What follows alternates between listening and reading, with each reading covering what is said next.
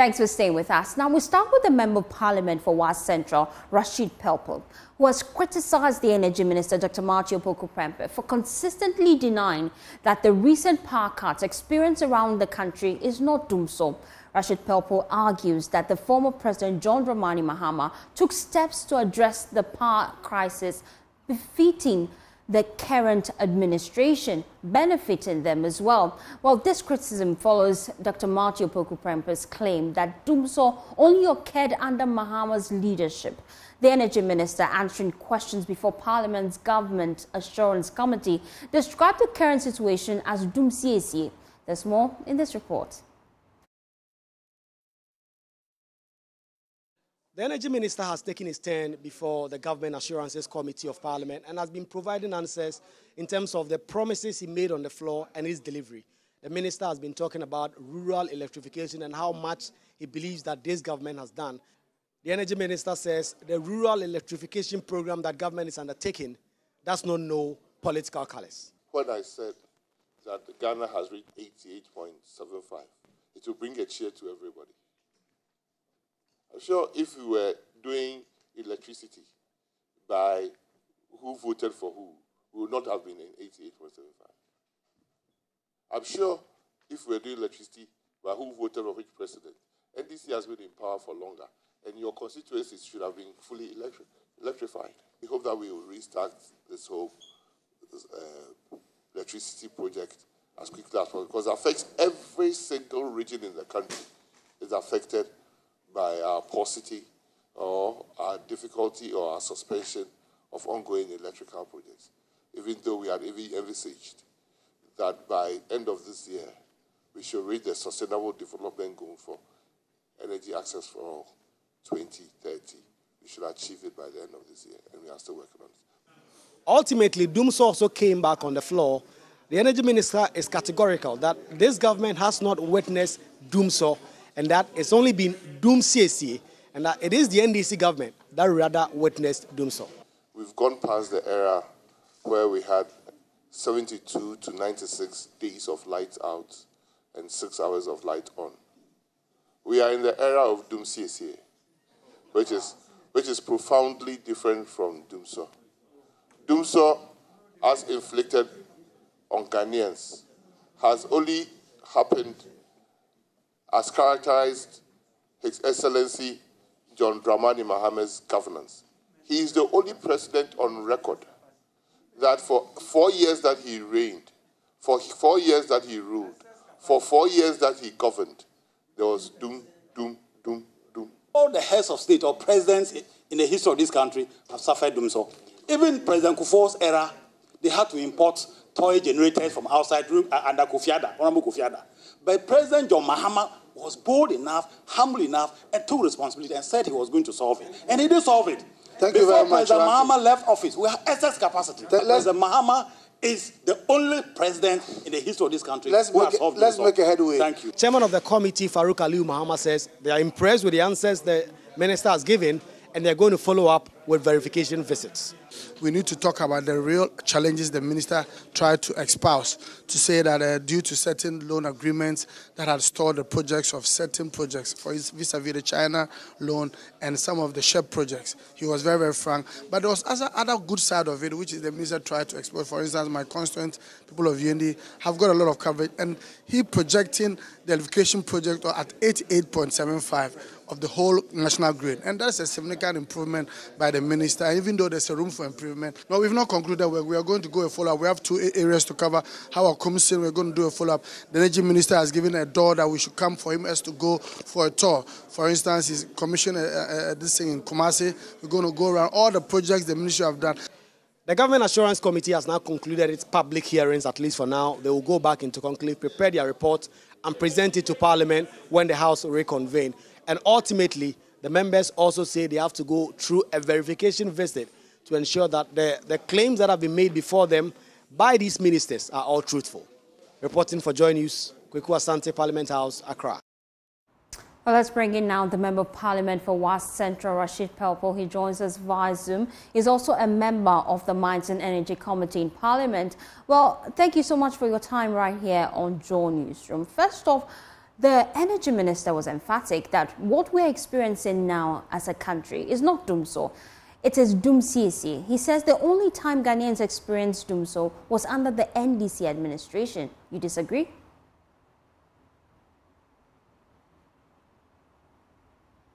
Kindly unmute for me so that I can hear you clearly.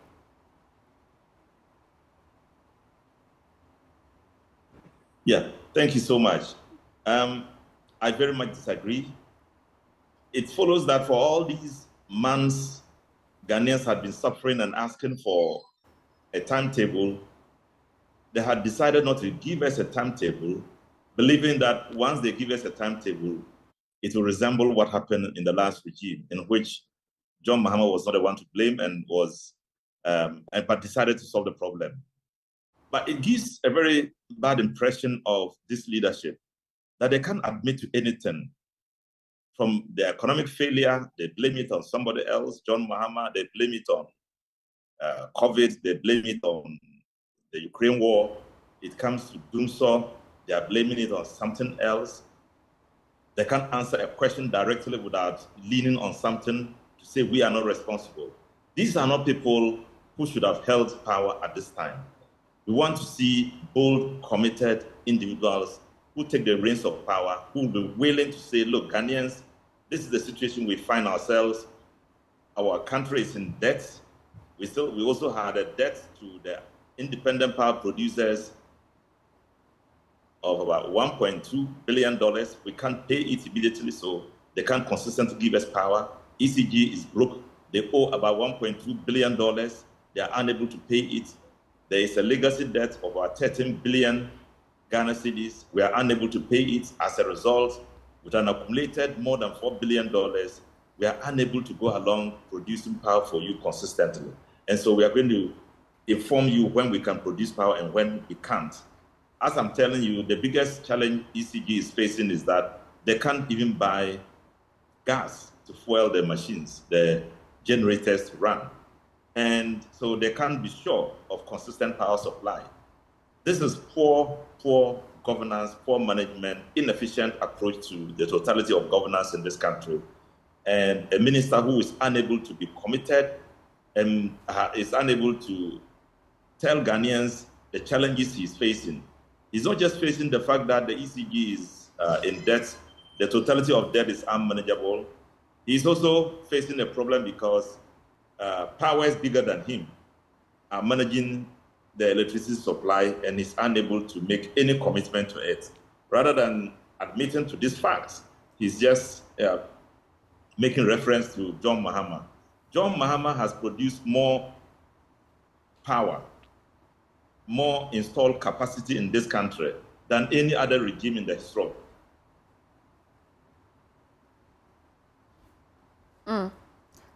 I seem to have lost connection to Rashid Pelpuo there. But then I'm sure by the time we reconnect to him, he would give us clarity, because the last time we had a meeting with all the past sector players, it was revealed that indeed the issue with the intermittent power cuts is as a result of not enough money to purchase fuel, to fuel generators to actually produce power. Now, the president came out not too long ago, May Day celebration to be precise, to say that they have fixed the problem. In fact, according to him, you're not supposed to experience any kind of power cuts. What's your response to that? It's the same political talk and the same, well, now I think we should be able to tell the president and everybody who tells lies that it's lies. And when they tell lies, we just say it's a lie. I mean, because we can't be deceiving Ghanaians and economizing words and not telling them the truth. This is not true. Just when he said it, the following day, the feeders in the electricity supply system in Gridco were marked out. 25 feeders were marked out for power management of 90 megawatts management of power, meaning that we can't supply power, and so there's a lack of power as much as 90 megawatts, and so it has to be managed in the feeders. Each of the feeders contain a number of places they can provide power to. So they had to Britco had to do so in order not to have the system break down. Just a day after the president said that. So what do you think about what the president has said? Can we say this is a president who has said the truth, who have been committed to Ghanaians, who has said who truly is going to manage the power companies, power supply, and people will not get, doomsday in their various places? A day after that, a day after his speech, we experienced a 6-hour doomsday, 6 hours power cuts, and eventually power on. So the minister, I don't know, you see, when people want to hold positions, they should be willing to take responsibility. This is not a minister who wants to take responsibility. He should not speak like a foot soldier. He should speak with an informed position. Look, this is the situation. You don't even need to make reference to John Mahama. Just say, this is the situation. We know you are managing it, but you are failing. But just say you are managing it. And that what the president has said, you work on it and all that. So they can report you and saying that the minister says they are managing power supply. And you go with the fake news about it's not doomsday, it is something else. People know it's not true, but several of them may think you are telling the truth. But now everything from A to Z are lies. He has not told us what it is. John Maham's doomsday was as a result of the 8 years of administration of President Kofi. He noticed it. President Kofi noticed there was a big gap, and he tried to bring hydro power support to beef the system. And then he also tried to get some companies to buy power to cushion up the situation. But by the end of his regime, he hadn't done it. So it came on stream in the NDC era, but it wasn't sufficient. So that gap of power supply, lack of power supply, was to be addressed by John Dramani Mahama and President Mills. And when President Mills left, it was left onto John Dramani Mahama to completely address the problem. Now, rather than being admired for taking up that responsibility and not making reference to the 8 years of lack of input by President John Kofi, he said, it's my responsibility, and I'll address it, and he addressed it. So this attitude of ministers who begin speaking like foot soldiers, some say we won't hand over power, some say this is not doomsday, this is absurd. It's absurd, it's unacceptable. These are Ghanaians, respectable people who know what we are about. We have come from independence from a very long distance. We have suffered through all these years. We should not be deceived by people who have taken our money, people who are managing the taxes we pay, and give us false news about what is happening to us. I completely disagree with the minister. He should speak like a minister, not a foot soldier. He should admit to the challenges and admit to the fact that they are failing to address the problem, and not confuse people by talking about history he doesn't understand. Thank you very much, Rashid Pelpuo. He's a member of the Mines and Energy Committee in Parliament. Now, let's do some other stories now. 4 days after a public declaration by President Akufo-Addo that his administration has fixed the erratic power supply challenges, some parts of the country are still reeling under the pain of doom. So parts of the national capital, including the Central Business District, have been without power for the greater part of Friday, forcing business owners to invest in fuel to power generator sets to keep their operations afloat. Joy News engaged some of these business owners in Accra.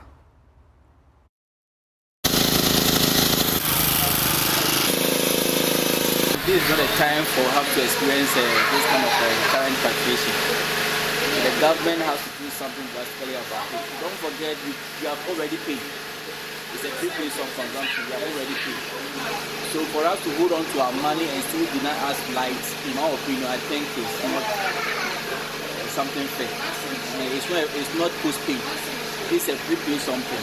So you are holding on to my money, you have denied me electricity, and you have not even told me anything. If you have made me aware that, for example, today there's going to be a light off, I'll be amply prepared towards that. But you will not tell me anything.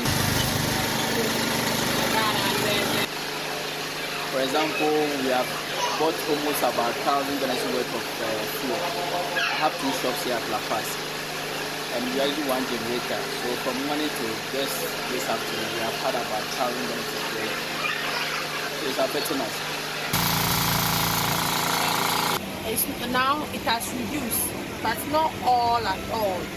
Sometimes it comes in a go of. It's not stable now. We are hoping that it will be stable. That's what we are praying for. And you told last time they said that Dunsa has finished, but still I see the Dunsa.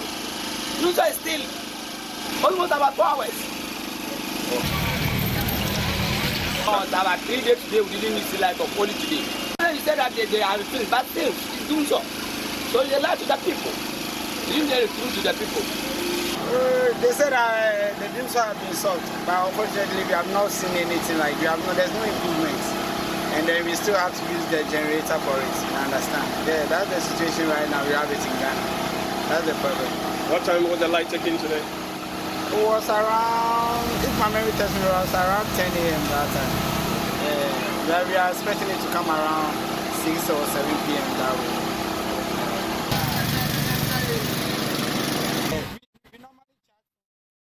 The Attorney General, Godfrey Ibraham, is defending his decision to advise the Economic and Organized Crime Office to discontinue a money laundering suit filed against the former Water and Sanitation Minister, Cecilia Dapa. The Special Prosecutor's Office had made a request to Yoko after determining that the case involving over $1 million found in the former minister's house, among other issues, did not fall under his mandate, although he suspected possible money laundering. But speaking on Newsfile, the Attorney General, Godfrey Ibraham, insists that the OSP referral was without basis and lacks the needed evidence for any further probe. Who stated in their letter to us that upon a review of the docket and upon preparation of their report, they find no basis to posit an allegation of money laundering.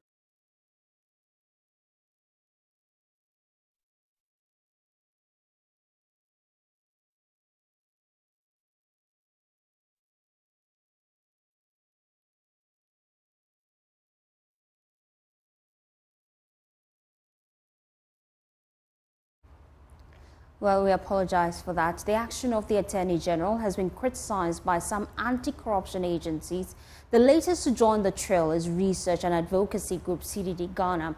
The group, in a statement released earlier today, questioned why high-profile cases of alleged criminal conduct implicating politically influential persons are terminated without proper closure. Well, on your screens now is a copy of that statement, and it reads, once again, a high-profile case of suspected or alleged criminal conduct implicating a politically influential person has been terminated abruptly without proper credible resolution or closure.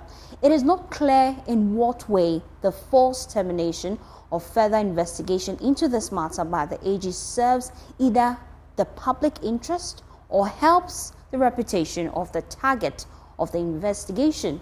It is hard to believe that after over 8 months of investigating, following the alleged theft of $1 million and £300,000 cash from the home of Mrs. Dapa and subsequent discovery of $590,000 and 2,730,000 cedis in cash by the OSP in Madam Cecilia Dapa's properties, not to mention the huge balances held in investment and bank accounts. Ghanaians cannot give a simple, satisfactory answer from any public agency as to the source of these monies.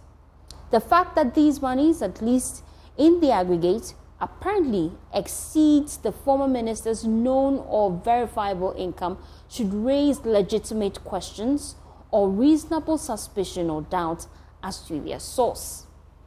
In fact, the idea that unexplained wealth can give rise to a reasonable suspicion or even a presumption of illegality of the source of such wealth is a principle embraced by our Constitution.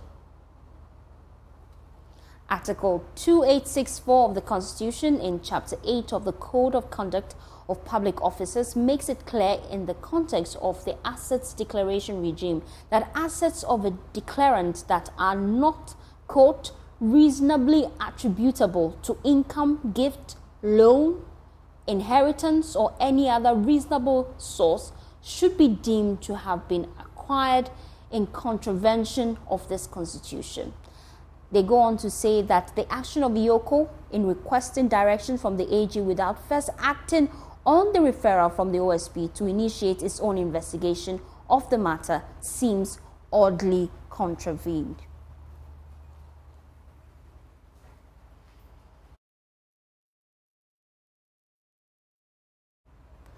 While responding to critics, Attorney General Godfred Yeboah-Dami blamed the special prosecutor for failing to provide enough evidence to IOCO to back the case. But did the Office of the Special Prosecutor indeed fail to provide IOCO with a copy of its investigation with the United States FBI on the money laundering case involving Cecilia Dapa? Well, Director in charge of Research, Strategy and Communication at the Office of the Special Prosecutor, Samuel Appiah-Darko, has been providing some answers. In that paragraph that talks about investigative report, and I will come to that, but let's just finish. That paragraph never said that they requested for FBI report. They rather said that they had not seen the FBI report. So we want to make it very clear. IOCO did not request for it. And I'm saying that even if IOCO requested for it, this FBI report has a lot of confidentiality clauses on it that was directed particularly to the special prosecutor. And you can't just give an FBI report to another agency because you have transferred. There ought to be a lot of what I call interagency collaboration and clearance. And so if it had happened, then we may have triggered clearance so that either we are cleared by FBI that, oh, you can send it, or FBI would directly send it to them. The other point I want to make is that the OSP should be taken as a whistleblower to IOCO. So as a whistleblower, we have given IOCO, we gave IOCO platinum information. Ordinarily, you will not even find other agencies give such information to IOCO. And let me tell you exactly what we gave to IOCO. So you notice that Attorney General's office talks about a docket. It's not just a docket. That particular docket has caution statements of suspects and witnesses, about 20 suspects and witnesses in America, in Accra, and in Ashanti region. And these are investigations that we have done that give us the sense that almost everything we have looked at may fall in the realm of money laundering. So it is not just in respect of a transaction in America, but also in respect of the monies, the over 10 million Ghana cedis, if you convert, that we found in Ms. Dapa's house, and including all the monies we saw passing through her bank account. So our referral is not just in respect of a transaction in America. Also, we were not conducting money laundering investigation. We were conducting corruption investigation. And so we are of the opinion that we had all that it takes to send that referral to IOCO, because on that basis, there is no way we could have proceeded and then investigated and then write a report on money laundering for IOCO. Then IOCO will send to AG. No, we only referred a matter to IOCO as whistleblowers for IOCO to investigate. A member of the NDC legal team, Ibraham Amala, says the development shows government's lack of commitment in the fight against corruption. You can see, and I agree with the CDD report, a contrived conduct by the Attorney General, IOCO, to come to this conclusion. Look, Article 2864 is clear, and you've read it from the CDD report, that unexplained wealth can be a source of investigation. Why would the AG think that because the special prosecutor's report shows that they could not establish some offenses, corruption, but the IOCO, which is seized with money laundering, which could have done its own investigation and has investigators, were not also allowed to carry on with their own investigation and then come to the conclusion that this matter has ended. Look, the very moment that the special prosecutor transferred the matter to Yoko, I knew the matter had come to an end. And this is where we are today. You are talking.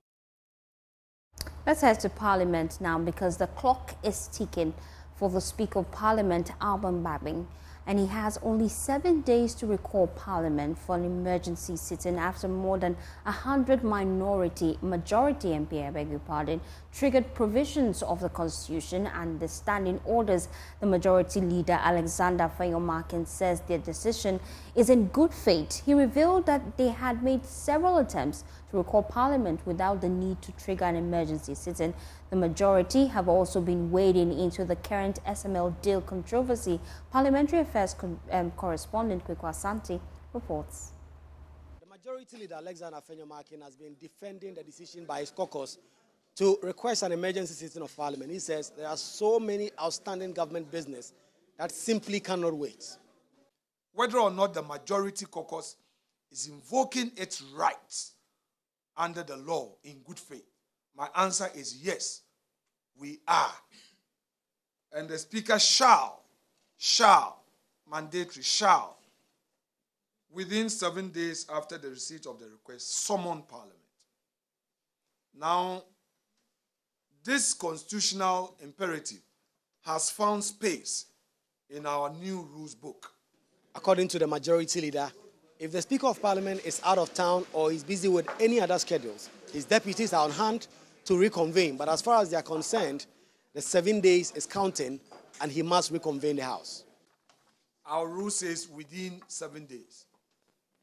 Within 7 days. It cannot be after. But the good news again is that fortunately now,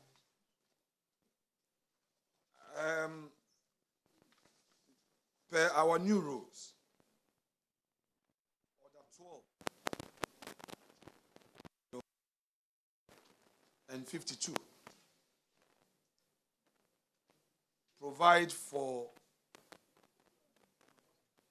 the 12 provide for the deputies to sit in the absence of Mr. Speaker. The majority side have also been wading into the SML-GRA deal. The presidency, just a few days back, presented their white paper on the KPMG audit report. The calls for the presidency to publish that report is facing some resistance from the majority leadership. We, the Majority Caucus, have also become aware of a call for a release of the KPMG reports in full. May I refer to the Right to Information Act, Act 989, and specifically rely on Section 5 of the said law, which said law is subtitled Exempt Information. Information for the President or the Vice President. And quote, 5.1. Information is exempt from disclosure where the information is prepared for submission or has been submitted to the President or Vice President for consideration. According to Alexander Feyomakin, the NDC and CSOs must tone down on their campaign against SML, as that could potentially destroy an indigenous Ghanaian business. The 7 days is now counting and it will expire next week, Friday.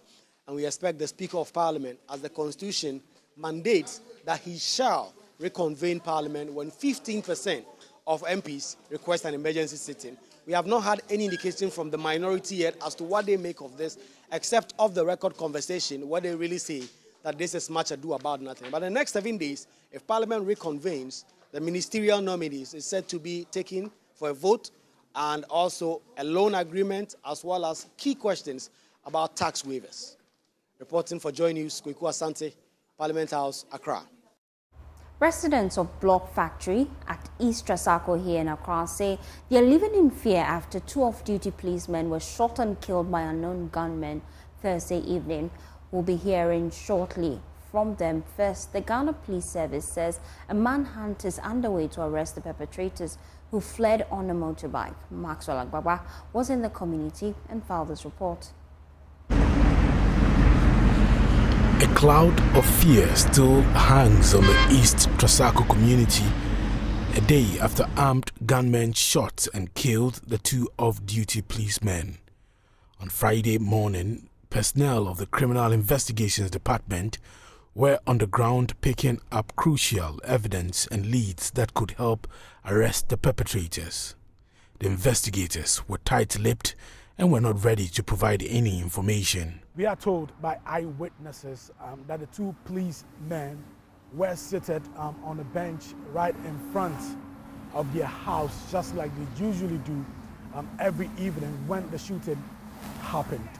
We told that when one of them was shot, he tried fleeing back to the compound, but he fell down just here and fell unconscious. His blood splattered on the floor, and that is still visible, and he died right on the spot. The second police officer, who was also shot, the gunman who we are told came on motorbike, joined the motorway and fled the scene. Some eyewitnesses who we've been speaking to here have been narrating to us how the incident happened. A lady who's a co-tenant of the deceased policeman said she heard gunfire in rapid succession. She came out only to see her co-tenants in a pool of blood outside. Hey, the gunshot there, like some action movie they were doing here. It was just, the gun was just running.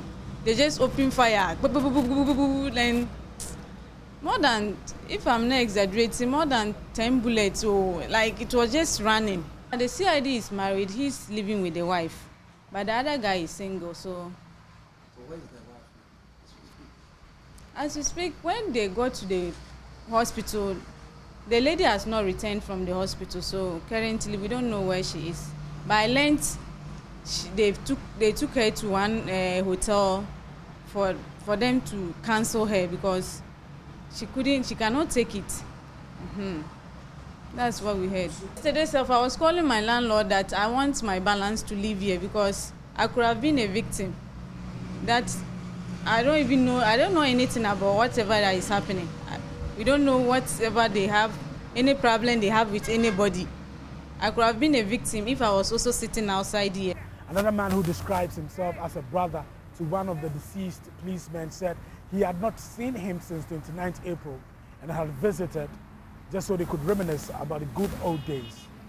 But unfortunately, this incident happened.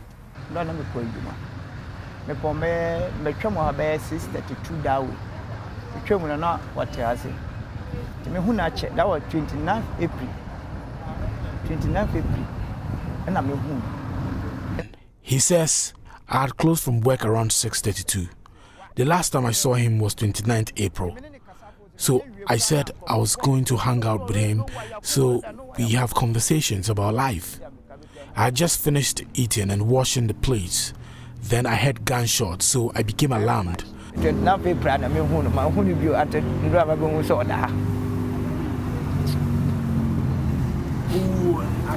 once. One day at once. At once. It's one on is a million. First one, I heard people crying. People started knocking on my door that my brother was dead. He died on the spot. The bullets hit him in the head and shoulder. One of the policemen died en route to the hospital, but my brother Ben died on the spot. He was a bodyguard of the Saboba MP. A bodyguard, my MP, Nukwe, Saboba MP. Saboba MP, Pacha. And the bodyguard, Pacha. Well, the Ghana Police Service has assured the Council of State it will provide the highest level of security before, during and after the December polls. Inspector General of Police Dr. George Akufo-Dampare said the police will conduct itself professionally to ensure a peaceful and incident-free election. There's more in this report. Ghana Police Service has met with the Council of State to assure them of maximum security before, during and after the elections that are going to happen in December. Now, the police made similar visits to the Electoral Commission and the Civil Service last week. It is part of sensitizing the public on its full commitment towards protecting Ghanaians and the ballot boxes come December 2024. Here is the IGP, Dr. George Akufu-Dampare. The country will pass through this election, and at the end of the day, it will be judged as the most peaceful in the history of this country. And that is our commitment. We will work under the National Election Security Task Force, encompassing all the security agencies, because this is a national event and bringing everybody to the fore, and yet each one playing their role in accordance with the constitutional establishment. We will work together in what I call a partnership of teamwork in the interest of Mother Ghana. Chairman of the Council of State, Dasebre Otuo-Srebwo, assured the Ghana Police Service of the Council of State's full support towards the protection of lives and ballot boxes come December 2024. They say they want a peaceful election in this country, as has always been the case since the Fourth Republic began in 1992.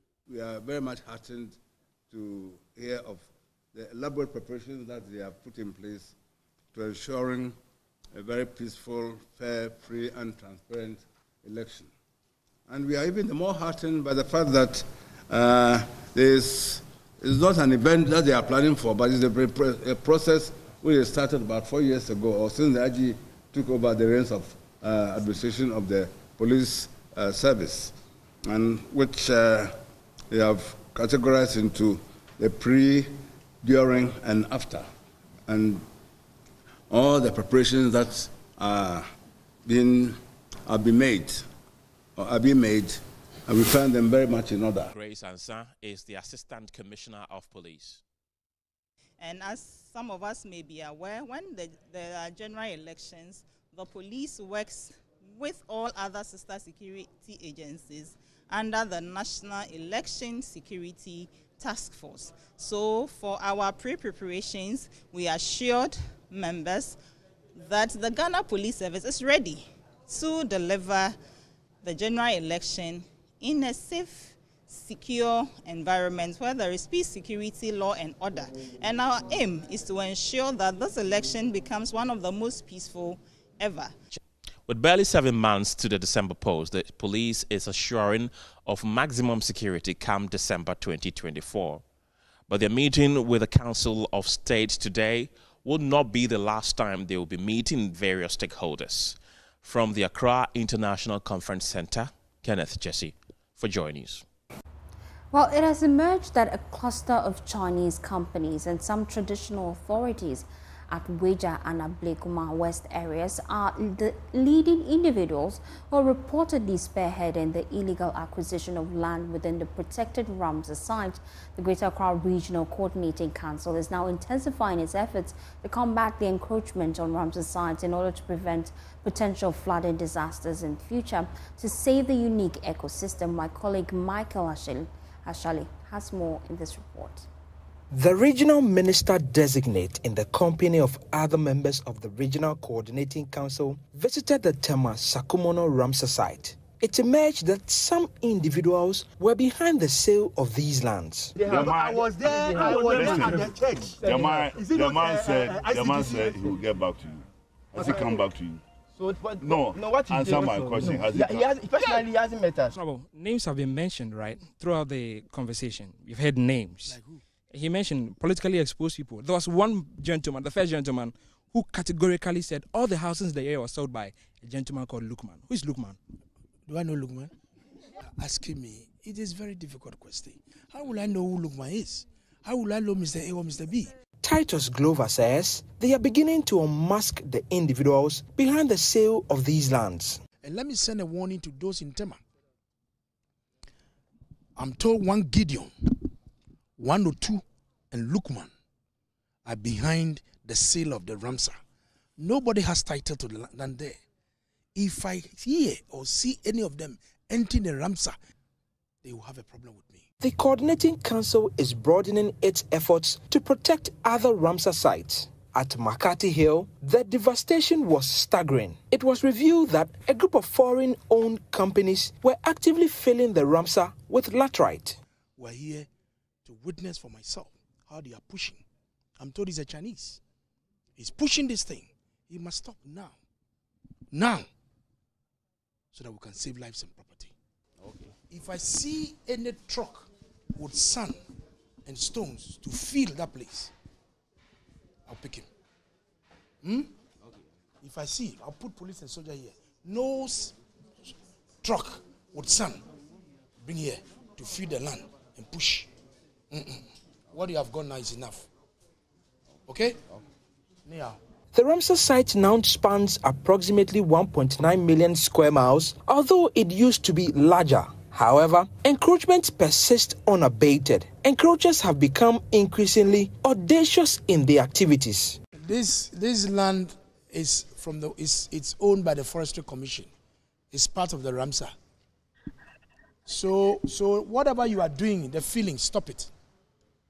Okay. The filling that you are doing, stop it. Okay. If I see you doing any filling again, we'll arrest you. No problem. So please stop the filling. Authorities maintain that the Ramsar site is entirely owned by the government and anyone occupying it lacks proper documentation and is considered an illegal squatter. However, well, that's it for Joy Newsroom. My name is Faustina Safa. For more news, please log on to myjoyonline.com. Good afternoon.